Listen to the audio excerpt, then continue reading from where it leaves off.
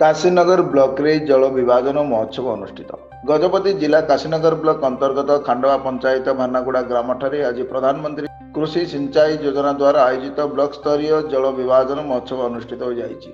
ଏହି କାର୍ଯ୍ୟକ୍ରମରେ ମୁଖ୍ୟ ଅତିଥି ଭାବେ ପାରଳା ବିଧାୟକ ରୂପେଶ ପାଣିଗ୍ରାହୀ ଯୋଗଦେଇ ଶୁଭାରମ୍ଭ କରିଥିଲେ। ପ୍ରଥମେ 11,50,000 ନିର୍ମିତ ଜଳ ଅମଳ ପ୍ରକଳ୍ପର ଶୁଭ ଉଦ୍ଘାଟନ କରିଥିଲେ।